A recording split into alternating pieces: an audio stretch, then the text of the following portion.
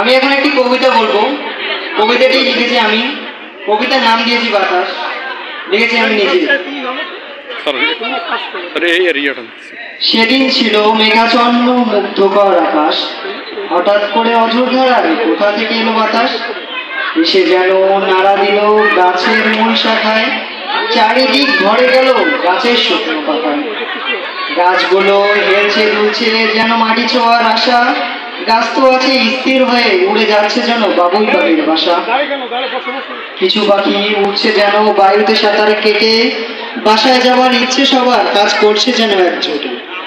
শুকনো ডালপালাগুলো ভেঙে পড়ছে মাটিতে, কেউ কেউ আবার উঠছে আকাশে যেন মনের খুশিতে। শিমুল গাছের ফল থেকে উড়ে আসছে তুলাগুলো, নিস্তেজ মাটিতে থাকা ধুলো হঠাৎ জীবিত হয়ে গেল। কোথাও আবার হঠাৎ করে ঘূর্ণিপাক খাচ্ছে, বাতাস যায় যেদিকে আবর্জনা উঠিয়ে যাচ্ছে। সকলের সাথে তাল মিলিয়ে ঢেউ খাচ্ছে পুকুরের পানিগুলো, হঠাৎ করে আসা বাতাস আবার কোথায় চলে গেল।